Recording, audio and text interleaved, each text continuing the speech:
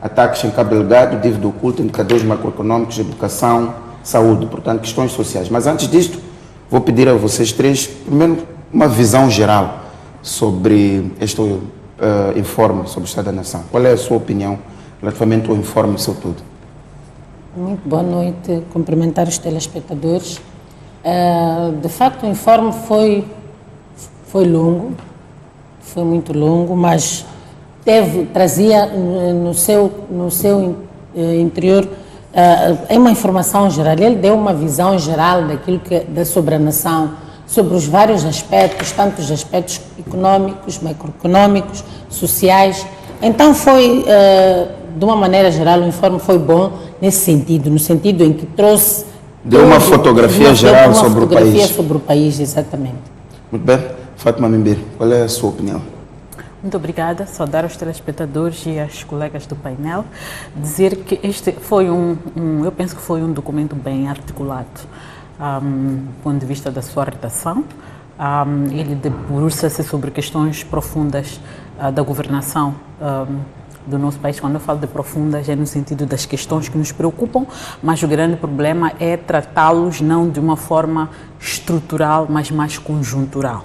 Então, acho que para a natureza do informe não é só dizer em 2018 fizemos, mas é como é que esse 2018 fizemos se liga ao plano quinquenal e como é que esse plano quinquenal e as atividades realizadas se ligam com todo um plano de desenvolvimento do país. Infelizmente, temos um plano de desenvolvimento paupérrimo, que não podemos dizer que é a base.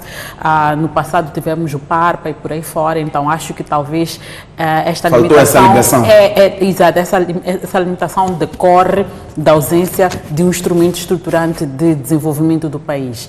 Acho que o próprio documento é mais uma propaganda pré-eleitoralista, na medida em que já vai vendendo um pouco as ideias do que é que vamos fazer a curto, médio prazo, e algumas até um pouco populistas, por exemplo, quando diz que a partir de 2020, em concreto, os alunos da oitava e nona classe não pagarão as matrículas. Na verdade, não é verdade que não pagarão, porque é um ajustamento ao novo regime que é criado pela nova revisão, lei do Sistema Nacional de Educação. Da lei do Sistema Nacional de Educação, mas se vendeu como se fosse uma grande nova, Fátima, votem em mim próximo ano. Já está a entrar nos tópicos, vamos chegar aí.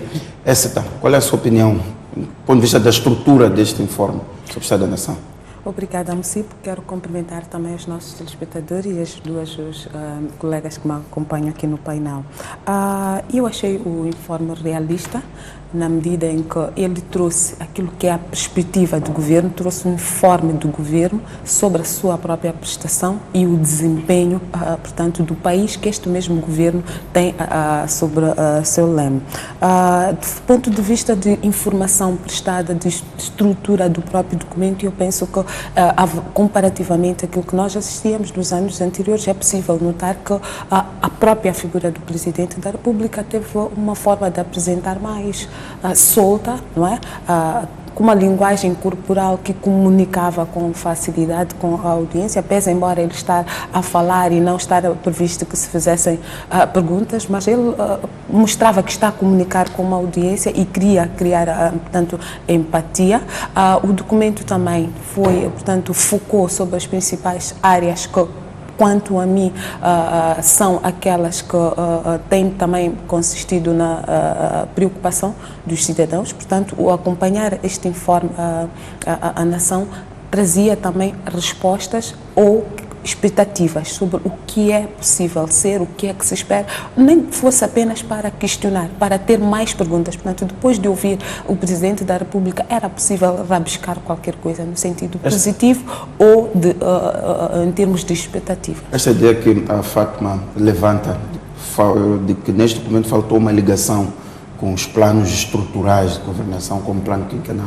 Tem a mesma opinião? Eu olho a estrutura do próprio documento. Como disse, é importante também analisar ou comparar com os informes anteriores. Penso que a metodologia, a forma, o documento foi concebido para que, se eu pudesse sugerir, obviamente que eu pediria que saísse mais daquilo que é a visão do governo, porque fica mais como se fosse uma prestação de contas ou um informe do Primeiro-Ministro do governo para os deputados. Portanto, se eu pudesse sugerir, eventualmente diria que o Presidente da República fizesse algo um patamar acima, que é interligar, que é trazer, inclusive, a sua visão sobre a agricultura, por exemplo. Onde é que estamos? Qual é a perspectiva? O que é que foi feito? Acha que este informe teve mais a dimensão de um relatório e faltou esta visão para o futuro? Mas, por exemplo, no caso de 2019, há um conjunto de decisões que o Presidente anunciou, a questão da educação, a questão da saúde.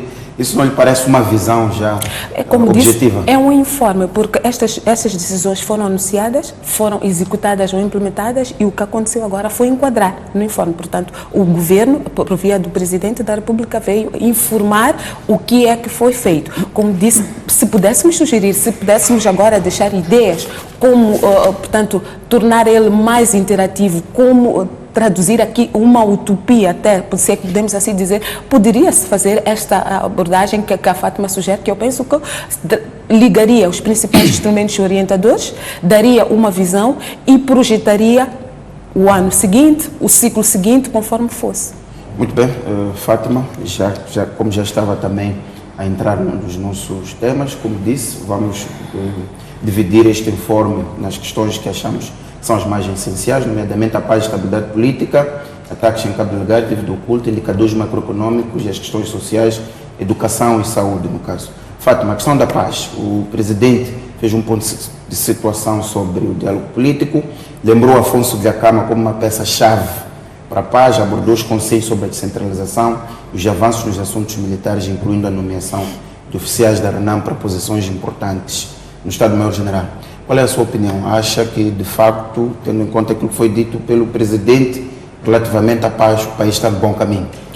Eu penso que houve avanços ou passos muito importantes que foram dados ao longo deste ano e que, de certa forma, foram prejudicados pela morte do líder da RENAM, que poderiam até ter sido uma oportunidade para que o processo avançasse até se calhar com muito mais rapidez, mas ainda havia necessidade de haver algum entrosamento com a nova liderança do partido e gerar-se esta relação de confiança entre as partes, que já existia no passado. Não haja dúvidas que a morte do líder da RENAM afetou o diálogo político, mas já quero ressaltar que houve avanços importantes. Por exemplo, um avanço bastante importante é o memorando de entendimento, inclusive a publicitação desse mesmo memorando de entendimento está disponível para qualquer um de nós ler e compreender o que é que foi acordado. Agora, enquanto temos estes avanços, por um lado, ainda há aspectos do próprio processo que continuam... Quais são esses aspectos? Um pouco, por um lado, no segredo dos deuses e, por outro lado, parecem não estar a ser adequadamente encaminhados. Por um lado, no programa anterior discutíamos sobre isso, é que parece haver dois acordos diferentes. Um que é o memorando de entendimento que estabelecia todos os pressupostos para se iniciar o processo de desarmamento da própria RENAM.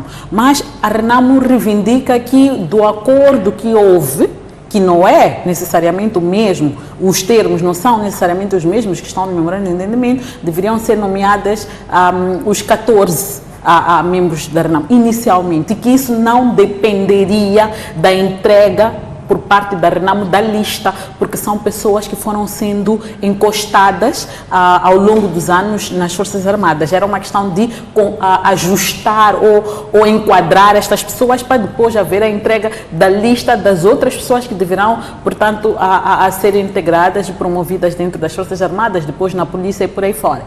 E a forma como se fez, é claro que a RENAM também tem que levar um pouco o seu nível de discussão, de debate, de exigências, e até estrategizar-se melhor, e penso que vamos ter a oportunidade de falar sobre isso nos próximos programas, do ponto de vista de passos a seguir, quando estamos a fazer as perspectivas para o próximo ano, que é quando diz que o governo está a nomear interinamente. A questão que nós colocamos é por que o governo está a nomear interinamente? E se está a nomear interinamente, a grande discussão não é assim, nomear interinamente ou definitivamente, mas a questão é quais são as garantias que se tem de que as pessoas nomeadas, das pessoas da RENAM que vão ser nomeadas, elas vão cumprir o seu mandato efetivamente, sem no meio do mandato eles serem efetivamente, serem prejudicados por via de uma exoneração. Muito bem. Artemisa Franco, qual é a sua opinião relativamente ao que o Presidente disse sobre o diálogo político e esta questão que a Fátima levanta? Parece haver 2 memorandos de entendimento. Um que a Renamo entende, o outro que o governo também usa na sua atuação no diálogo com a Renamo. Tem a mesma opinião? Bom, eu acho que também aqui temos que ver uma coisa. A Renamo está a preparar a realização do seu congresso agora. Há muitas coisas que penso, na minha opinião, que a Renamo também está a fazer um compasso de espera, também está a fazer, não diria manobras dilatórias, mas está a fazer um compasso de espera, à espera que algumas decisões vão ser tomadas depois do congresso, ou no congresso. Então, este diz, que não diz, fala, vira. Mas acha que o Congresso vai legitimar as decisões da Renamo e legitimar uma nova liderança? Exatamente. Possa pôr o processo a andar? Só o facto de agora eles estarem a preparar o Congresso e já haver mais de um candidato. 3. Sim, mais de 3 candidatos. Isso já significa que a liderança do ISUF não está tão estável, porque havíamos de dizer que está estável se a primeira dissesse, olha, nós entramos como candidato único, significa que pode ser ele, isso também já abana muito a estrutura da Renamo. O próprio SUF já não está muito seguro se continua a tomar grandes decisões, então eu acho que há um compasso de espera no seio da Renamo. Muito bem, Artemisa, só para não discutirmos Renamo, sim. Vamos àquilo que o Presidente disse. Não, eu só estava a dar um introito para dizer que aquilo que o Presidente disse, o que o Presidente disse, na verdade, é que as negociações estão a andar, tudo certo. Só que, vejam, lembram-se que quase que na mesma altura o ISUF também faz um comunicado, a dizer, não estava a dizer aquilo que o Presidente estava a dizer. Então, às vezes, dá a entender que pode-se perceber que há 2 memorandos, porque um fala uma coisa, o outro faz uma outra coisa. Mas, no geral, o Presidente quis dizer que o processo está bem encaminhado. Nós estamos a conversar nos aspectos gerais, estamos a conversar e já há resultados. Há ainda aquela questão das listas e não sei o quê, mas eu acho que tudo isso depende do Congresso. Penso que depois do Congresso há muitas outras coisas que vão de vir à lume. Mas, no geral, o Presidente que fez ouvia dizer que o processo está bem encaminhado. E no seu entender, está bem encaminhado? Está bem encaminhado porque desde que se acordaram as tréguas em 2016, a paz prevalece no país. Então, isto significa que alguma coisa muito grande, muito forte, muito sólida está a ser feita, porque até agora não tivemos ainda grandes sobressaltos, para além das palavras. Muito bem, Artemisa. Écita, qual é a sua opinião relativamente ao que o Presidente disse sobre a paz? Acompanhando portanto, o informe, foi possível notar que o Presidente mostrava-se satisfeito com o estágio do diálogo, fez também uma apreciação daquilo que eram as suas expectativas na era pós Afonso da Gama. Penso que também o fato do Presidente ter mencionado a figura de Afonso da Gama como um interlocutor válido e com ele, portanto, neste processo de diálogo, foi possível alcançar consensos. Acho que cai bem também para todos nós, porque mostra que, afinal, é possível, não é? Alguém com quem a gente tenha diferenças, unir-se para tratar assuntos que dizem respeito ao país. Eu penso que esta é uma menção que vale a pena aqui ressalvar, pela positiva, mas também pude perceber que a opacidade que muito tempo caracterizou portanto, o processo de diálogo, portanto, ser direto e fechado a figura do Presidente da República e do líder da Renamo, pode também estar a influenciar, não diria negativamente, mas a influenciar. E aqui a capacidade das partes hoje de pegar nos entendimentos ou naquelas áreas em que exista pouca clareza, é crucial. Portanto, percebi que o que o Presidente da República quer aqui chamar é que o DDR, o processo todo do DDR, o processo todo de desmobilização da paz efetiva, como ele muito dedicou-se, e o Presidente e o líder da Renamo também, o Presidente da Renamo, sim, dedicou-se também, pode encontrar enquadramento, ou deve encontrar enquadramento futuro, se as partes hoje puderem aproveitar o que já vem sendo feito para avançar. A fase crucial em que nós encontramos hoje, em que há claramente, não diria divergências, mas há entendimentos que não são não tem uma perspectiva ou não estão a ter um enquadramento consentâneo entre as partes, pode também ter esta consequência. Há muito que foi falado, não sabemos até que ponto foi registado e, mesmo tendo sido falado e registado, até que ponto está a ser assumido, tanto pelo lado do governo, como também da atual liderança e futuras lideranças da RENAMO. Penso que este é um aspecto que deve continuar a merecer a atenção, porque é daqui que vai sair todo o entendimento. Se as partes continuarem a marcar este passo, como disse aqui a Artemisa, não é? Portanto, a marcar passo, penso que vamos continuar a arrastar um processo que nós todos queríamos que fosse, já estivessem a entrar para a parte final. É preciso lembrar que entramos agora para o último trecho deste ciclo. Portanto, acredito ser interesse do Presidente da República finalizar este ciclo, este mandato, com esta questão da paz efetiva, que foi a primeira, se não a primeira bandeira que ele, portanto, abraçou, a primeira causa que ele abraçou, enquanto que presidente eleito, com algum desfecho. Penso que seria algo que ia valorizar a todos nós e também seria uma boa homenagem, inclusive, para Afonso da Cama, porque é preciso reconhecer, ele deu a sua vida por uma causa. Hoje temos o Presidente da República a reconhecer que com ele houve avanços significativos, mas precisamos de um desfecho final. Portanto, tantos avanços podem ter sido feitos, mas se não tivermos um desfecho, se não pudermos dizer que, olha, o processo de paz começou aqui e terminou hoje, o resultado é este, eu penso que estaríamos a desvalorizar o esforço deles. Muito bem. Fátima, vamos avançar, vamos falar dos ataques em Cabo Delgado. Isto é importante porque estes ataques continuam, morreu muita gente. Ouvimos o Presidente a dizer que as investidas dos malfeitores estão a ser fragilizadas, falou das detenções e julgamento de perto de 200 pessoas e disse que os ataques são liderados por grupos de interesses adversos que se sentem incomodados com a independência econômica do país. Sobretudo esta última linha, tendo em conta que o Presidente aqui já tentou apontar os suspeitos de estarem a liderar os ataques em Cabo Delgado. Qual é a sua opinião? Sim, obrigada, município. Só permita-me fazer um breve ponto sobre a questão de se o processo de paz está bem encaminhado ou não. Eu só queria trazer para a reflexão de todos nós, enquanto moçambicanos, que uma parte importante do processo de pacificação tem a ver com os processos eleitorais. E nós vimos uma lei eleitoral ser aprovada com várias lacunas. E quer me parecer que este pode ser, no futuro, um mote de problemas. Se calhar, uma grande recomendação que se poderia deixar esta fase, sobretudo à Assembleia da República, é que é importante colmatar todas as lacunas que estão na lei e que podem impedir uma participação equitativa, se posso assim dizer, e justa no processo eleitoral, porque nós vimos candidaturas a serem postas de lado. E depois a questão da confiança nas instituições para dirigir este processo. Eu penso que são aspectos importantes que não podemos descuidar e que podem prejudicar todos os esforços de paz. Relativamente a esta questão que o Presidente da República levanta muito bem, eu acho que há um ponto inicial importante que tem que ser discutido aqui. Desde que houve ataques em outubro do ano passado, ficou claro que nós temos alguma fragilidade institucional na nossa defesa. É só lembrar em que momento é que as autoridades de defesa e segurança se colocaram ao terreno para poder dar alguma resposta ao assunto.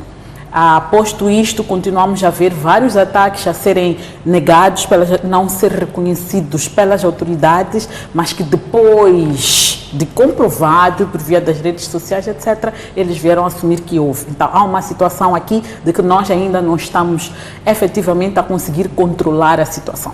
Há um controle relativo. Esta ideia de que as investidas dos malfeitores estão a ser fragilizadas, não concorda com ela? Não literalmente. Não literalmente, eu acho que seria bastante leviano da nossa parte assumir que esta afirmação é do todo verdadeira. Ela não é, porque para quem vai às comunidades, e recentemente a Human Rights Watch publicou um relatório que mostrava claramente que ainda a situação de insegurança, as pessoas vivem do medo, e aliás recentemente um grupo de jornalistas investigadores foi detido, e a forma como eles foram tratados já mostra que há um desespero por parte das forças que é legítimo, porque eles querem controlar a situação, mas é um desespero deles estarem a perder o controle sobre a situação.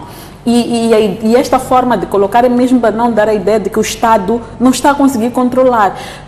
compreendemos, e é para nos tranquilizar, compreendemos, mas há uma realidade que é preciso lidar com ela com frontalidade, e é preciso resolver, que está lá no terreno. Fátima, os grupos de interesses. Agora, em relação aos grupos de interesse, o que eu posso dizer é, pela experiência que eu tenho como pesquisadora na área da indústria extrativa e estudando vários casos de países pelo mundo, a gente vê que realmente nas zonas onde há exploração de recursos, sobretudo de pedras preciosas, etc., há sempre situações de instabilidade que muitas vezes são até provocadas pelas próprias multinacionais que, por um lado, querem criar um ambiente favorável para elas operarem sem a pressão fiscalizadora do Estado. Enquanto o Estado se distrai a resolver os problemas de instabilidade, eles estão lá a fazer a festa, digamos assim. O Congo é um exemplo mais do que evidente desta situação. Agora, é preciso o Presidente da República não falar de uma forma vazia. Se ele fala assim, é porque ele tem ideia de quem são esses grupos. E eles podem ser categorizados como sendo nacionais e internacionais. Quem são esses grupos? Eu, particularmente, posso ver alguns grupos. Por exemplo, não estou a dizer que eles criam instabilidade política, mas há grupos que não estão satisfeitos com o desenvolvimento do país e que, inclusive, inviabilizaram toda a possibilidade do país ter elevar um nível não de imposição por parte dos grupos com quem que tem interesse por explorar recursos no país, mas numa posição em que ele negocia, impõe os seus termos, e esses grupos são nacionais. Quando um país vai se endividar de uma forma ilícita, de uma forma ilegal, este grupo definitivamente não quer o desenvolvimento desse mesmo país, sobretudo numa altura que nós já estávamos a ser cotados como o futuro Qatar de África, e de repente nós inviabilizamos tudo isso. Lembrando que temos também uma elite política que quer tirar benefícios da exploração dos recursos, mas não no ambiente de transparência, não no ambiente de instituições democráticas que funcionam adequadamente. Então é importante fragilizar estas mesmas instituições, este ambiente, para que elas possam operar. Então é preciso que aqui as instituições de justiça operem. Então, enquanto não houver justiça, o nosso desenvolvimento vai estar emperrado. E o próprio presidente tem uma responsabilidade muito grande, porque é preciso lembrar que ele é comandante em chefe e é o alto magistrado da nação. Então, as questões de legalidade, ele também tem que puxar por elas, tem que dar este incentivo às instituições para fazer o seu trabalho. Artemisia, qual é a sua opinião relativamente ao que o presidente disse sobre os ataques em Cabo Delgado? Esta ideia de que a situação está a ser controlada, no sentido de que as investidas dos malfeitores estão a ser fragilizadas, e mais ou menos a ideia dos grupos de interesse que se sentem incomodados pela conquista da independência econômica do país. O que isso lhe sugere do ponto de vista de reflexão? Eu acho que já era momento, já passa mais de um ano, desde os primeiros ataques até agora. Para mim, o informe tinha que trazer já coisas muito mais concretas. É verdade que o presidente diz que há pessoas que estão a ser detidas, estão a ser julgadas, mas quem são essas pessoas que estão a ser detidas, estão a ser julgadas? Essa seria a primeira coisa. Denunciar essas pessoas. Nós ficarmos a saber quem são essas pessoas que foram detidas, julgadas, quais são os vereditos. Será que essas pessoas são mesmo cúmplices ou não? Porque o facto das pessoas serem julgadas não significa que possam estar, de facto... A ideia de encontrar o mandante, exatamente, os cabecilhas. Exatamente, e a justiça diz que é culpado até prova em contrário. Aliás, não é culpado até prova em contrário. Então, eu penso que isto é que, como chefe de Estado, não fica bem estar a dizer que estão a ser fragilizadas, estão a não sei o quê. Esse discurso já vem desde o início, que estão a ser fragilizados, nós temos o controle da situação, ataques outra vez. Então eu penso que é preciso trazer um discurso mais maduro, mais profundo sobre essa questão dos ataques, porque na minha ótica até podemos estar a pensar que são grupos, primeiro dizia-se que era um grupo de marginais, que era um grupo de não sei o quê, mas estamos a perceber que são grupos que têm coerência, que estão organizados. Então, se estão organizados, quem são? Os tais grupos de interesse, se que já estão identificados, denunciem. A melhor maneira de poder resolver um problema, às vezes, é expor as pessoas, é expor, dizer que, olha, os grupos tais, ali quem impera são os macondes, na verdade, grande parte daqueles terrenos onde estão os recursos minerais, são eles, são os dirigentes da Frelimo, a maior parte são do grupo Maconde. Então, quem são esses tais grupos de interesse? Porque não há de ser eu, Artemisia, que vou ter interesse na Cabo Delgado, vou ter terreno de não sei o quê. Então, quem são? É preciso também expor essas pessoas. Para quê? para que nós os cidadãos também possamos conhecer e possamos dizer não, nós não queremos que continue a instabilizar o nosso país. O país, de facto, está num caminho bom, porque está a andar, há estes desenvolvimentos todos. Agora, é preciso resolver esta questão. Quando continuamos a dizer que, Luana, eu anti-humo, Luana, aqueles ali, não sei o que, porque são pessoas que não sei o que, mas quem são? Muito bem. Essa é a verdade, porque estamos a ver casas queimadas, pessoas mortas, pessoas não sei o quê, pessoas desalojadas. As pessoas agora, há muito movimento ali naquela zona, as pessoas estão a emigrar, estão a deslocar, estamos a criar um grupo de deslocados, acredito que alguns atravessam para a Tanzânia, já são refugiados. Então, o que é que está a acontecer? Muito bem. Éssita, sente que faltou uma descrição muito clara sobre o que está a acontecer em Cabo Delgado e, acima de tudo, quem é que está a criar esta situação? Bom, Mucipo, eu honestamente não esperaria que neste informe do Presidente da República sobre o Estado da Nação que ele trouxesse detalhes, assumindo que esta é uma questão muito sensível, defesa e segurança, e que, existindo ações muito concretas em curso, eventualmente esta exposição que as minhas duas colegas aqui exigem poderia ter prós, porque saberíamos sim quem são, mas eventualmente teria também o condão de pô-los em sobreaviso e contra-atacar. Aliás, quero recordar que quando em novembro, estávamos a experimentar ataques quase que diários, houve uma comunicação por parte do comandante-geral da polícia que, nos mesmos termos, que estes grupos estavam a ser fragilizados, que muitos dos seus principais integrantes e alguns cabecilhas foram neutralizados, citou até alguns nomes, portanto, e dava a entender que havia um controle total. E lembro-me que na altura teríamos aqui dito que, se calhar, não era a melhor forma de lidar com o assunto. Eu, pessoalmente, defendo uma maior ação, primeiro, investigativa do Estado. Segundo, é preciso perceber que fenómeno é aquele. Pode ser que esteja simplesmente relacionado com o fato de ser uma zona, economicamente viável, com ações e projetos muito concretos em curso, mas também podemos ver ali uma ação de um grupo, aliás, um estudo indiciou isto, que há ali também uma ação que deve ser percebida antropologicamente, deve ser estudada. Portanto, enquanto não tivermos dissecado o que é que está a acontecer exatamente, e eu aqui devo congratular-me com o fato de até hoje estarmos a restringir estas ações a Cabo Delgado. Essa que faltou neste informe, que era importante dá-la para que as pessoas soubessem o que está a acontecer de fato em Cabo Delgado. Por isso que digo, eu ainda acho que faz bem falar sobre este assunto, faz bem dar uma informação, mas eu aqui refreio as minhas expectativas. Não espero ou não esperava informação muito detalhada. Acha que essa informação detalhada poderia prejudicar as investigações, é isso? Olha, ou ela simplesmente não existe? Quero aqui relativizar, porque, como disse, o que o Presidente nos disse já havia sido dito antes pelo Comandante-Geral. Os porta-vozes do Ministério do Interior, nas suas aparições, têm dito também que estão a controlar, que estes grupos estão a ser fragilizados, e em alguns momentos nós vimos qual foi a resposta desses grupos. Portanto, quando se dizia que estão a ser fragilizados, eles voltavam a atacar, e de forma mais sagaz, com mais carnificina. Vimos cabeças a serem dissipadas. Se num primeiro instante eram ataques militares, vandalismo, começamos a ver cabeças a serem dissipadas, começamos a ver aldeias a serem cortadas. Portanto, o que eu ia pedir com relação a esta questão de Cabo Delgado e expandir isto para todo o nosso território nacional é que o Presidente da República, enquanto que comandante em chefe, ele tem o controle sobre informação privilegiada, e que esta informação privilegiada sirva para coordenar ações muito concretas para a proteção, por um lado, e sirva também o poder que o Presidente da República, enquanto comandante em chefe, seja também para pôr no terreno aquilo que temos de melhor: capacidade de investigação, capacidade de persuasão, capacidade de fragilizar efetivamente estes grupos, não para prestar informação, mas para efetivamente pôr não só a população de Cabo Delgado, como os moçambicanos, numa situação de tranquilidade. É preciso recordar também que estes grupos surgem de forma aparentemente isolada.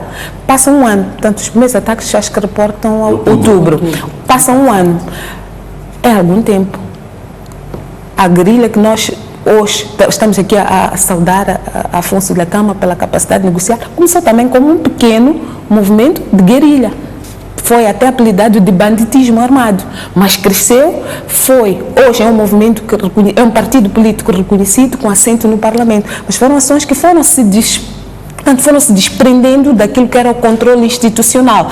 É preciso evitar que Moçambique resolva a questão que tem hoje e procure alcançar a paz efetiva para imediatamente envolver-se em outras frentes, se calhar com dimensões maiores, porque hoje Moçambique tem algumas características particulares e peculiares. Recursos minerais, recursos estratégicos, que são cobiçados não só por indivíduos, porque almejam algum bem-estar, mas também por grandes grupos internacionais.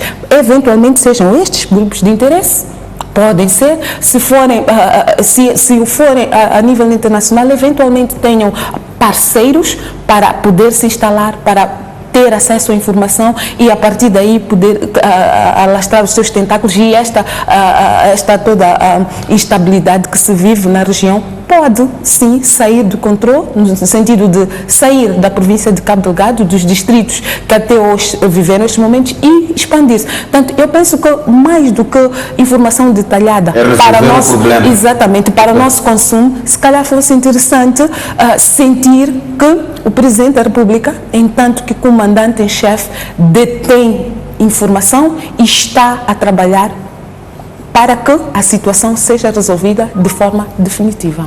Muito bem. Fátima, vamos passar para os indicadores macroeconômicos. Há aqui algumas frases do Presidente que vale a pena destacar para a reflexão. A ideia de que as piores previsões da economia davam como certa a insolvência do Estado moçambicano. O Presidente destacou a quebra histórica da inflação de 25,27% em 2016 para 4,89% e disse que nas viagens que tem feito ao exterior alguns homólogos, o Presidente da República pretendem ou discutem como é que nos seus países também podem ter uma inflação controlada como a nossa.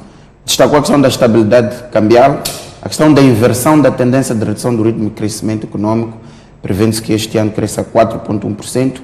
E, por último, falou do pagamento da dívida aos fornecedores, que este ano serão pagos na totalidade as dívidas aos fornecedores cujo montante não passa os 600 milhões de meticais, sendo que os valores superiores ao pagamento será feito de forma faseada. Do ponto de vista econômico, acha que esta imagem que o Presidente nos transmite é positiva, é real e a economia moçambicana deu um salto depois de toda a crise que vivemos? Que a informação é positiva, não haja dúvidas, e ela traz um estímulo, reconhecendo que os agentes econômicos, né, das famílias, o setor produtivo, o setor empresarial, ele funciona na base de informação. E essa informação cria estas expectativas ou estas dinâmicas. Então é bom trazer esta perspectiva otimista ou positivista sobre a situação a econômica do país. Aí eu começaria por falar, por exemplo, desta questão do pagamento aos fornecedores, que eu acho que é muito importante, reconhecendo que há várias empresas que estão numa situação crítica porque elas não têm os recursos financeiros que precisavam para fazer outros investimentos e olhar para outros nichos do mercado, lembrando que infelizmente nós somos uma economia onde o nosso setor privado depende muito dos negócios com o Estado, e se o Estado não paga, eles entram numa situação complicada de insolvência. Aliás, esta semana o Presidente da Federação dos Empreiteiros mencionou que no próximo ano há o risco de 90% das empresas de construção nacionais encerrarem as portas. Queremos imaginar quantas pessoas estarão sujeitas ao desemprego, e isto em certa medida contrasta com o objetivo de redução do desemprego que o governo quer trazer, e contrasta inclusive com este discurso de estabilidade. Quando falamos de estabilidade, estamos a falar de que é só estabilidade político-militar. Se é esta, tudo bem. estamos no bom caminho. Mas se estamos a falar de estabilidade político-econômica, político-militar e estabilidade econômico-social, então não estamos bem, não há estabilidade, porque ainda temos situações muito graves. É importante o Estado fazer esses pagamentos, e ainda bem que a Exxon e a Eni fecharam o negócio e houve mais valias, porque isso permite o Estado cumprir com estas suas obrigações. Em relação à questão da inflação, mais uma vez, nós estamos a cair no erro de fazer coisas administrativamente. Lembramos que em 2010, 2008, 2010, quando eclodiu a crise financeira, houve a questão da crise de cereais, o governo recorreu de medidas administrativas para controlar a inflação. E ficou a vangloriar-se, nós controlamos, mas foi buscar 500 milhões ao FMI, colocou na economia e ficou situação quase estável. Desta vez, o que é que o Estado está a fazer? O Estado, na verdade, está a reduzir a inflação a custo do sacrifício do cidadão. É que nós, como moçambicanos, perdemos poder de compra. Nós perdemos poder de compra. Porque as taxas de juros aumentaram. E aumentaram porque elas aumentam, retiram-nos a capacidade de buscar dinheiro à banca e nós não temos também mais dinheiro disponível. Os juros estão a reduzir, Fátima. Sim, mas não é uma situação que foi acontecendo ao longo de todo o ano. Portanto, temos esta situação da inflação, das taxas de juros, por um lado, temos a situação dos próprios preços. Nós não temos dinheiro disponível nas nossas mãos. Então, nós estamos a comprar, e quando não compramos isso, as teorias econômicas explicam a procura baixa e automaticamente os preços baixos. Então, eu acho que aqui é preciso os economistas virem explicarem à sociedade o que é que isso significa, porque senão nós vamos ficar a pensar que nós, de facto, conseguimos controlar por uma varinha mágica, quando na verdade foi tudo um controle administrativo. E mais uma vez estamos a voltar à intervenção administrativa e não deixar que a economia ela própria funcione. E como é que a gente fala de uma economia a funcionar naturalmente num contexto em que o próprio setor privado não tem acesso a recursos? Por um lado, o próprio setor privado não está a produzir, o país não está a produzir. Aliás, o próprio presidente da CTA mencionou esta semana que aquele incentivo fiscal para o setor agrícola de reduzir o IRPC para 10% foi removido em 2016 e até esta parte continua a pagar 32%. Como é que se casa esse desincentivo com a lógica de que nós estamos a priorizar a agricultura, a produção agrícola para aumentar os níveis de produção? Eu realmente não compreendo muito bem quando nós falamos que o nosso nível de produção aumentou. Aumentou aonde? Se calhar estamos a olhar muito para os grandes projetos que, por causa dos avanços que há, eles estão a fazer uma maior procura, importação de produtos, estão a produzir, de facto, mas sempre a produzir para exportar. Entretanto, nós aqui dentro, quando olhamos para a produção, dizemos que não estamos a produzir, ainda não temos o suficiente. Então, eu acho que é preciso também esta discussão econômica, ela ser muito realista, muito verdadeira, com indicadores muito concretos e com informação fiável. Porque as pessoas, quando ouvem o nível de produção aumentou e depois o governo diz, mas nós temos problemas de produtividade, não produzimos, as pessoas ficam na confusão. Afinal, estamos a falar de quê? Então, é preciso destrinçar estas duas realidades. Muito bem. Artemisia, qual é a sua opinião sobre a saúde da nossa economia? Os dados apresentados pelo presidente mostram que a economia já está em fase de retorno. Tem também a mesma opinião, tem o mesmo sentimento? Concorda aqui com as ideias que a Fátima coloca, sobretudo relativamente à inflação? Eu acho que para dizermos que a economia está a retomar, tem que refletir no cidadão, na capacidade. Eu concordo com a Fátima quando diz que o poder de compra diminuiu. Aquilo que o cidadão pode fazer com aquilo que ele ganha diminuiu. Então, quando é assim, como é que tu vais dizer ao cidadão que a economia está estável, a economia está não sei o que, se ele diz que eu não tenho capacidade de compra? Então, se o cidadão não pode comprar, significa que a economia, de facto, não está tão estável. E depois também penso que o presidente está a falar de um ponto de vista macroeconômico, da estrutura geral, não está a falar daquilo que significa esta melhoria da economia para o bolso do cidadão, para a vida do cidadão, para o dia a dia do cidadão. E como é que está a economia para o dia a dia do cidadão? Está péssima. As pessoas já não conseguem comprar, o desemprego aumentou. Aquela afirmação do presidente dos empreiteiros é muito vital, porque os setores que mais empregam em Moçambique é a agricultura e a construção. Construção civil em Moçambique e agricultura são os setores que maior número de pessoas empregam, tirando os setores sociais que é a educação e a saúde, mas os setores de produção de renda são a agricultura e a construção. Se a construção civil está a dizer que está num caos, significa que no próximo ano ou nos próximos tempos vamos ter um número muito grande de pessoas que vão ser deitadas para a rua. Mas com esta decisão que o presidente mencionou, de que este ano, 2018, hoje estamos no dia 20 de dezembro, mas o presidente disse que ainda este ano serão pagas na totalidade as dívidas dos fornecedores cujo montante não excede os 60 milhões de meticais, sendo que para os valores superiores será feita de forma faseada. Isto não resolve, em parte, o problema levantado pelo presidente da Federação dos Empreiteiros? Resolve em parte, mas não, penso que não vai resolver, porque pelo que eu percebo, as dívidas são muito grandes e excedem estes 60 milhões, não é ser uma medida paliativa. Então, mas também vou dizer que congratulo também esta decisão do governo de tomar essa iniciativa, pelo menos alguma coisa vai ser feita. Mas não vai resolver o problema, do jeito que as coisas estão, não vai resolver. As dívidas são muito superiores àquilo que o Estado, neste momento, está disponível para pagar. E depois também está a falar do pagamento das dívidas dos empreiteiros. Há muitas outras dívidas, para além destes dos empreiteiros, que o Estado deve.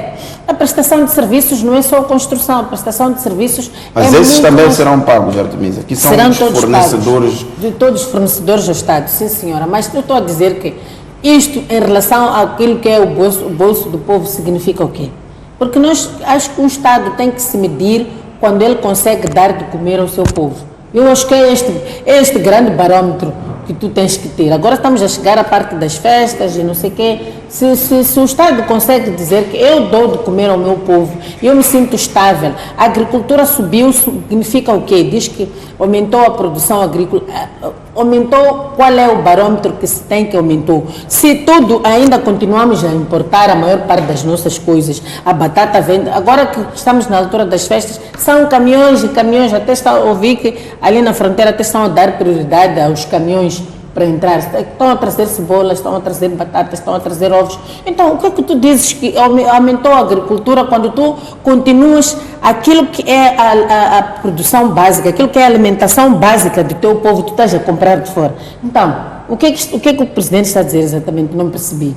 Pode ser que eu não sou economista, não faço análises econômicas, mas estou a falar coisas de olho nu. Então, quando a gente fala, o presidente está a falar com dados. Então, se calhar até teria sido útil ele dizer, olha, por exemplo, no setor da batata nós aumentamos, quer dizer, a gente vê que aquilo... Termos uma visão mais real. Exatamente, as coisas aumentaram e nós estamos a ver ali no concreto. Muito bem. Écita, tem também esta ideia de que os números ficam ao nível da macroeconomia, mas ao nível real da vida das pessoas, as coisas não mudaram. Acho que é preciso contextualizar. Eu diria que se nós olharmos para a nossa economia, ela sempre foi caracterizada por uma economia baseada em compra e venda. Portanto, é de consumo. Sendo de consumo, Artemisa deu aqui o exemplo da batata. Eu podia falar do toner, podia falar da resma de papel, podia falar da caneta, podia falar do copo. Nós vamos comprar a algum lugar. China, África do Sul, Japão, Brasil, algum lugar. E durante muito tempo tivemos a questão cambial.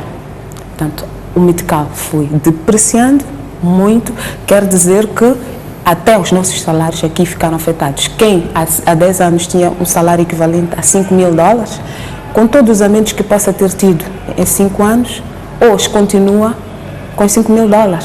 Talvez não. Por quê? Porque estes meticais hoje correspondem a $2.000. Portanto, houve aqui uma relação muito direta entre essa flutuação cambial. Poder de compra, lógico, entrou em erosão. Outro aspecto que é importante também aqui a referir é que nós estamos numa situação de extrema dependência a alguns setores. A indústria extrativa é um deles. As mais-valias que podemos ganhar também. Mas esta classe empresarial que vivia basicamente de compra e venda deixou de trabalhar ou diminuiu a capacidade de trabalhar, o que já abre uma brecha para a economia, portanto não há fluidez, não está a fluir. O dinheiro não está a circular. Quer dizer que a nossa economia deixou de vender para poder comprar e voltar a fornecer ao mercado. O dinheiro até pode existir em algum sítio, mas não há aquela roda. Então, impera. Se o dinheiro não está a fluir, a economia não está a fluir, o poder de compra do cidadão também não pode fluir. Então, há aqui uma classe que vai cada vez ficando... Tanto estas medidas que o governo anunciou, ou que primeiro levou a cabo e hoje anunciou no informe, são sim necessárias. Por quê? Porque vão permitir que, controlando a inflação, recuperando a capacidade da nossa moeda, estamos a dizer que se o rand volta a níveis aceitáveis, o saco de batata vai ser comprado na África do Sul, entra para Moçambique e pode também ser vendido a níveis aceitáveis. Então, eu, Écita, vou voltar a consumir batata, porque nós não produzimos aqui, porque o ideal era produzir, deixarmos de ser uma economia consumista, tanto de compra e venda, passarmos a produzir, porque aí nós estamos sujeitos a toda uma série de fatores. Portanto, o que eu percebi deste informe traz aqui que há medidas que foram tomadas no âmbito macroeconômico, que eu quero aqui saudar, portanto, o Banco de Moçambique, pela forma arrojada como levou a cabo este processo. Quero também saudar especialmente o Ministro da Economia e Finanças, porque vimos também o seu empenho e chamou a atenção várias vezes, inclusive pelo pódio da Assembleia da República, que era necessário que este governo abraçasse algumas dessas medidas, porque só aí é que havíamos de voltar a esta situação em que a economia flui, porque é preciso que ela flua. E isto acontece por um lado, por outro é necessário que diversifiquemos a nossa economia. Não podemos olhar só para compra e venda, portanto uma indústria de consumo, não podemos olhar só para a indústria extrativa, é preciso produzir, porque produzindo nós temos alguma margem para controlar aquilo que é o desempenho da nossa economia.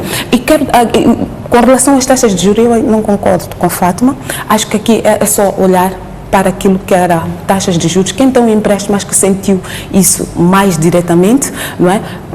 Pagava X, hoje paga bem menos. Portanto, estas medidas permitem aliviar, dão algum alento. Os indicadores macroeconômicos apresentados pelo Presidente estão no bom caminho e que a economia está numa fase de recuperação. Eu diria que não chegamos lá, município. Como disse, não é mexer só ou trabalhar indicadores macroeconômicos, não é possível só cortar despesas e não controlá-las. É preciso que todas estas ações sejam coordenadas. É preciso que haja um esforço a nível de políticas macroeconômicas, políticas monetárias e fiscais, mas é preciso que o governo também controle as suas despesas, é preciso que o governo emagreça, é preciso que o governo permita que aquilo que encaixa de mais-valia possa ser aplicado em setores não só sociais, mas também produtivos. É necessário que estes empreiteiros que hoje deram a cara, mas há muitos mais que não estão a trabalhar, não estão a receber, possam receber esta injeção para voltarem a trabalhar. Porque se eles têm obras para fazer, eu preciso de alocar, preciso de pedir que eles vão construir a minha casa. Como é que eu vou fazer? Tenho que recorrer ao banco. Então, as taxas de juros têm que sim continuar a baixar. Tem que permitir que eu, com o meu salário, possa pedir um empréstimo, possa pagar uma prestação e continue a comprar a batata com tanta comida. Portanto, são ações coordenadas. É preciso que esta economia seja olhada de topo e ter uma visão geral. Não ir de forma direcionada a setores, porque se assim fizermos, não vai haver correspondência. Muito bem, ficamos com cerca de 12 minutos e temos ainda 2 linhas aqui para abordar. Vou pedir a vossa capacidade de resumo. A questão da dívida oculta, Fátima, qual é a sua opinião relativamente àquilo que o Presidente disse, em que essencialmente, obedecendo o princípio de separação de poderes, destacou o papel da Procuradoria-Geral da República na investigação deste assunto? Qual é a sua opinião relativamente àquilo que foi dito no informe? Eu acho que o Presidente da República foi comedido na abordagem, não pressionando as instituições de justiça para fazer o seu trabalho, e é compreensível, até porque ele acaba ficando numa situação de conflito de interesses, porque ele é que nomeia o procurador e não o nomeia com a clareza constitucional de que ele o faz porque ele está vestido de poder para representar os moçambicanos e, por conseguinte, nomear, portanto, as entidades competentes. Mas ele o faz porque, em certa medida, ele tem também controle sobre a forma ou os processos. Então, ele fica numa situação conflituosa. Para mim, a questão de fundo, que eu acho que foi um grande vazio relativamente à questão da dívida pública, é o fato de que um dos grandes aspectos que foi levantado pela CROL quando da elaboração do relatório era a falta de colaboração por parte de instituições que estão, em certa medida, sob o controle do Presidente da República, como é o caso do CIS. E em relação a isto, não houve nenhuma explicação do que foi feito, nem que seja administrativamente, para punir estas pessoas, porque inviabilizaram a realização de um trabalho de esclarecimento de um assunto que colocou o país numa das suas piores crises. Esta é a pior crise que este país conhece. Entretanto, as instituições não fizeram a sua parte. A justiça, ele, sem querer meter a mão do outro lado, do outro poder, é preciso reconhecer que o passo que está a ser dado é muito lento. O que nós todos esperávamos era que fomos buscar uma empresa internacional que é expert nesse tipo de trabalho. Veio encontrar dificuldades. Se calhar, eles já até vão fazer um livro sobre isso. Como é que é possível, num país como o nosso, não conseguir fazer um trabalho que fazem em lugares muito mais complicados que o nosso? E neste momento continuamos com a situação não esclarecida. Até quando é que nós vamos continuar nesta situação, reconhecendo que, em parte, o não esclarecimento da questão das dívidas nos coloca nesta situação de não termos recursos para continuar a funcionar, por um lado, mas também cria esta relação de desconfiança entre o poder público e os cidadãos. Nós, como moçambicanos, mesmo a bem da justiça, nós queremos da transparência, até para acabar com a impunidade. Queremos ver este caso desfechar com algum desfecho. Encerrado, muito bem. Artemisia, qual é a sua opinião relativamente a essa questão da dívida oculta? Esta questão, para mim, acho que há muito pouca esperança, na minha ótica, de esta questão ter um desfecho, pelo menos um desfecho agradável para os moçambicanos. Começou mal, começou logo, primeiro começou por ser oculta, depois veio à luz, mas também a Procuradoria foi entregue a responsabilidade de investigar. A Procuradoria, na minha ótica, devia trabalhar com os serviços de segurança, como diz, com os serviços de segurança, para poder trazer resultados mais coisas. Mas também já não há muito para investigar, porque a CROL trouxe um relatório muito detalhado sobre o que aconteceu. Agora, o que o Estado moçambicano tem que fazer é tomar medidas, porque senão o que estamos a perceber é que com este andar vão passar toda a vida a investigar e não há de haver resultados. Mas há já pistas, já luz de onde é que o assunto pode ser tomado. Então, eu penso que é a partir daí que o assunto tem que ficar esclarecido. Mas eu acho que também, enquanto houver autores vivos, vai ser difícil. A história não é escrita por pessoas vivas. A história é escrita post-mortem. Depois das pessoas irem, é que a história vai ser esclarecida. Portanto, para mim, esta questão das dívidas públicas, ocultas, ou sei lá, é uma questão que nós vamos esclarecer quando as pessoas, os autores, os culpados já não estiverem aqui. E o que isso quer dizer, mas aquilo que o Presidente disse agradou, ficou esclarecida ou acha que faltou informação? O Presidente da República diz aquilo que lhe é informado. Não é o Presidente da República como Presidente que vai fazer as investigações, não sei. Aquilo que dizem o Presidente para dizer é aquilo que ele diz. Então, eu acho que o problema é esse, é que também, às vezes, não há um pouco de ruído, naquilo que é dito, que o Presidente é dito. O Presidente diz, eu até achei que ele até é corajoso, né? É corajoso porque, pronto, diz, ele próprio sabe, de certeza que sabe, porque o Presidente da República não depende, para ter informações, não depende da Procuradoria, não depende dos seus serviços de segurança, depende do seu sistema de inteligência. Então, o Presidente sabe muito mais do que aquilo que diz. Claro que o Presidente não há de vir a público dizer aquilo que são as questões internas, mas para mim, os autores ainda existem, então vai ser muito difícil de esclarecer esse assunto. Essa, qual é a sua opinião relativamente àquilo que consta no informe sobre a dívida oculta? Sobre a questão das dívidas ocultas, o município sempre tem dito que aqui está um ponto em que nunca teremos unanimidade como moçambicanos. E a cada informe que tivermos vai ser ou frustrar ou elevar as nossas expectativas. E penso que, ouvindo a Artemisa, ouvindo a Fátima, se fizermos uma escutação, vamos chegar a essa conclusão. Eu queria só referir aqui um aspecto.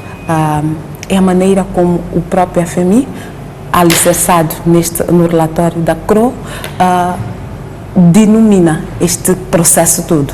Eram dívidas ocultas, a dada altura passaram a ser dívidas não declaradas, hoje são dívidas reveladas. Eu penso que isto mostra alguma coisa.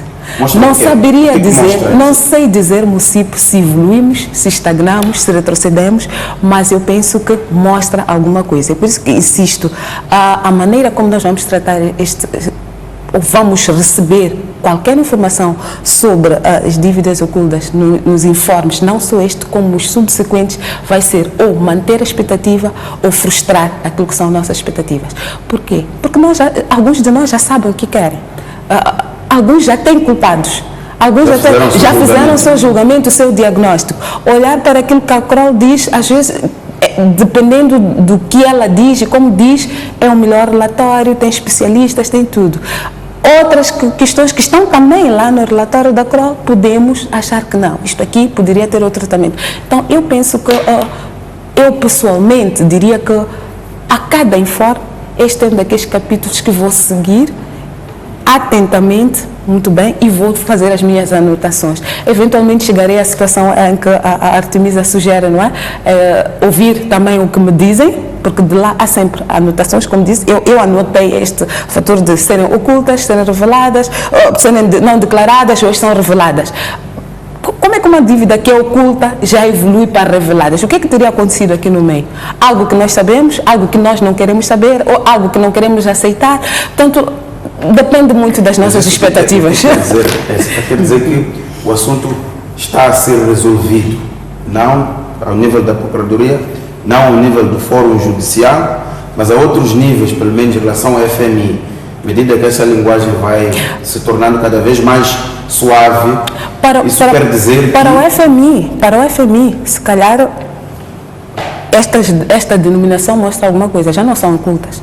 A algum momento não eram declaradas, passaram a ser, hoje já são reveladas, já sabemos todos. Acho que não há dúvidas com relação a isso. É uma frente, é uma forma de abordagem. Há outra que se calhar é esta que interessa aos moçambicanos. Se calhar é esta onde reside a maior da nossa expectativa. É o que acontece com todos aqueles que nós conhecemos, sabemos que são os ladrões, são os prevaricadores e nós queremos, não é, fogueira com eles. Se calhar é essa a expectativa, município, que nós estamos a esperar agora. Aqui, eu não sei se o Presidente da República é que ia anunciar, ia julgá-los, ia condená-los, porque ele disse bem, há uma separação de poderes que se lhe impõe. E penso que, no âmbito dessa separação de poderes, ele deu a informação que encontrou, que a Artemisa sugere que lhe foi dada, não é? É esta que ela partilhou conosco. Muito bem, ficamos com mesmo muito pouco tempo, vamos passar para os outros dois temas que são cruciais também, que têm a ver com a vida das pessoas, que é saúde e educação. Vimos aqui algumas ideias do Presidente Fátima, a ideia de que a partir de 2020 o ensino até a nona classe será gratuito. Isto é enquadrado na nova lei do Sistema Nacional de Educação, que estabelece a nona classe como ensino básico e obrigatório. Na saúde, ouvimos esta ideia de um distrito, um hospital. Fátima, qual é o seu olhar? São boas ideias para resolver os problemas sociais do país? Bom, eu acho que sim, são boas ideias, sim, em relação à questão da gratuidade da educação, até a nona classe. Aqui, como eu disse no início, é mesmo uma conformação. Se nós estamos a dizer que em Moçambique o ensino básico é gratuito e esse ensino básico já não vai apenas até a sétima classe, mas agora até a nona, é óbvio que da primeira à nona classe o ensino, a partir da na oitava e nona classe, como era no passado, agora vão passar não se paga a matrícula.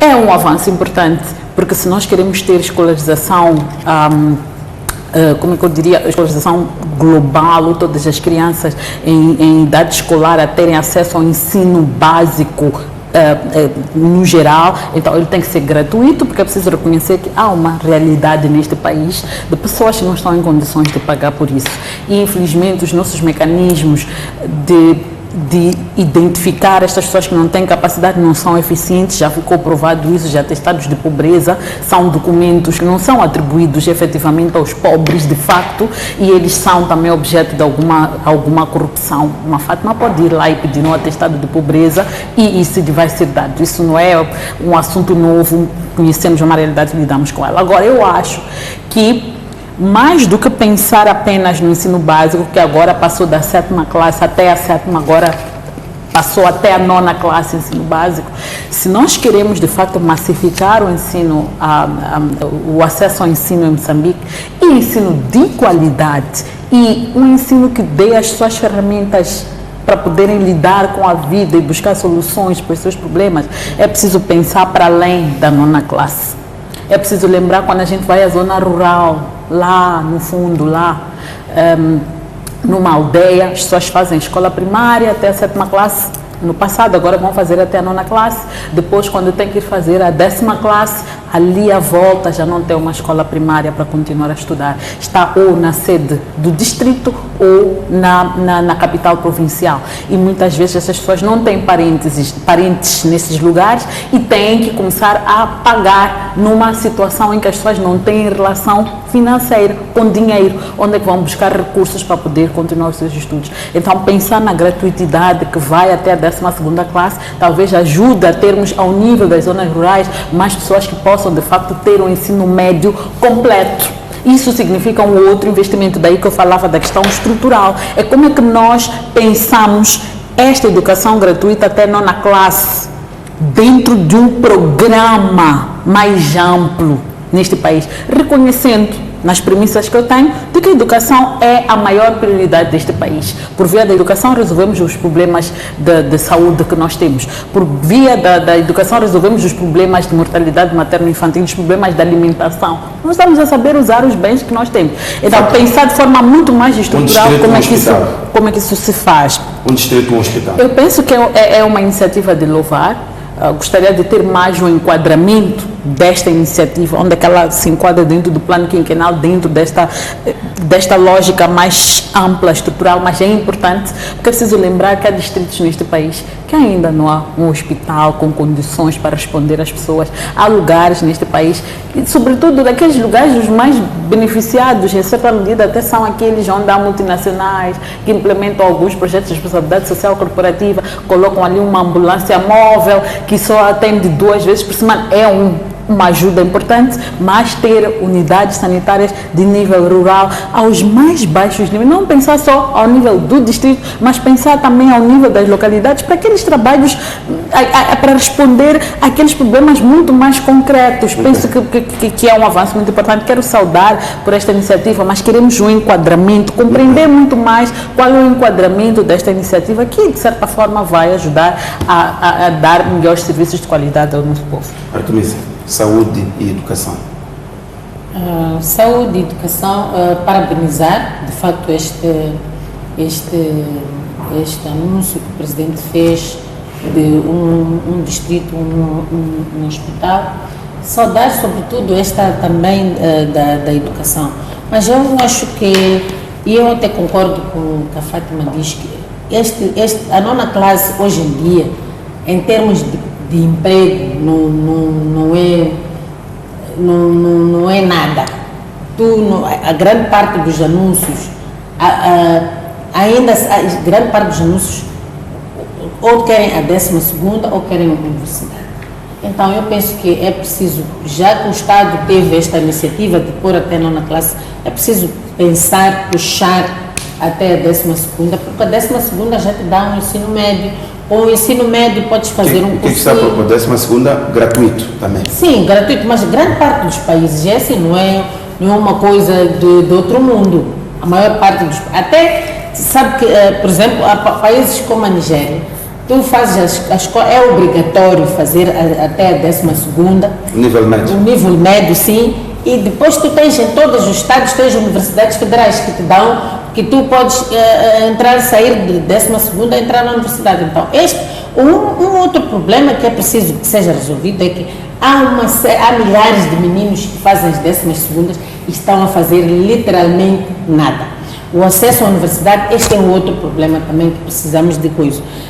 Para mim, eu acho que uma das coisas que socialmente que o presidente podia ter feito como aposta, e tendo em conta que estamos num ano eleitoralista, no próximo ano temos eleições, era dizer que, olha, a minha aposta é que eu quero levar tantos meninos ao nível a fazerem o ensino secundário e a entrar na universidade. E dizer que, por exemplo, socialmente, a questão do transporte anunciou que há 200, não sei o que, autocarros, não sei o que. Até o próximo ano, 1000 autocarros. Eu quero que até o fim do meu mandato, eu, Filipe Jacinto News, eu quero acabar com os my loves. Não é andar a dizer, estatísticas, dizer que aumentamos de 200, não sei o que. Esses 200 e não sei o que autocarros não estão a fazer muita diferença. O presidente tem que dizer, eu visto essa bandeira, dizer que eu vos digo, moçambicanos, até o final do meu mandato, eu quero acabar com os my loves. Socialmente, ele ia ganhar muito, porque para mim eu continuo a dizer que my love é nada, my love é ter a dignidade, my love põe o povo a andar descalço. Muito bem. Éssita, qual é a sua opinião relativamente a estes dois tópicos, saúde e educação? A ideia aqui consensual de que era preciso puxar como ensino gratuito até 12ª classe. Bom, eu penso que, como dizia, há uma série de medidas que, se elas forem isoladas, não tem um impacto que se espera, não é? Se calhar até nós diríamos, por que não investir, não é, na educação de toda uma sociedade, toda ela que fosse grátis. Nós temos universidades públicas, porque não por todo o mundo? O ponto é, estamos em condições de fazer isso. Então, elevar a 9ª classe, eu penso que é um passo que precisa de ser saudado. Há um esforço aqui que nós sabemos que não é fácil, principalmente se nós assumirmos que dizer que toda menina, todo menino tem escolaridade básica gratuita, significa que ela está na casa dos seus pais, quer seja aqui na Plana Caniço, quer seja em Muidumbe, ela vai ter escolaridade até a 9ª classe. Ela não sai de lá. Como Estado moçambicano, este governo, o que é que ele estaria aqui a perspectivar? Eu recupero aqui a minha primeira abordagem. Estamos a dizer que há uma menina, vou falar de menina no caso concreto, que não sai de Muidumbe até a 9ª classe. Ela precisa ter um hospital, há uma iniciativa que já está aqui a ser lançada, portanto estamos a dizer com um distrito, uma escola. Aqueles 500 metros de estrada que foram anunciados aqui no informe precisam de encontrar enquadramento também. Como é que se liga com a Estrada Nacional? Porque é a partir desta estrada que vai entrar o medicamento, é a partir desta estrada que vai entrar a alimentação, no sentido de que vamos escoar, assumindo que existe a produção a nível dos distritos, e vamos ter aquela fluidez a que eu me referia. Portanto, eu penso que estamos a dar passos e, acima de tudo, estamos a revelar que aquela visão holística, aquela visão integrada, não só de província, do distrito, mas de Moçambique, que se liga, que se interliga. A Plana Caniço estar próximo, portanto, uma menina que cresce aqui próximo da escola secundária da Plana, ter, em termos práticos, aquilo que o Estado oferece, deixa a sua disponibilidade, exatamente o mesmo que a menina, que o menino que está em Mituxira, por exemplo. Eu penso que é esta visão que deve acompanhar todas estas medidas de forma estruturante. E com suas palavras, Jéssica, fechamos o nosso programa de hoje. Agradecer desde já a vossa presença, Éssita Segauque, Fátima Mimbir e Artemisa Franco. Assim, caro telespectador que nos acompanhou, o programa Opinião do Feminino termina por aqui, num dia em que discutimos exclusivamente o informe sobre o Estado da Nação apresentado ontem pelo Presidente da República. Até a próxima quinta-feira.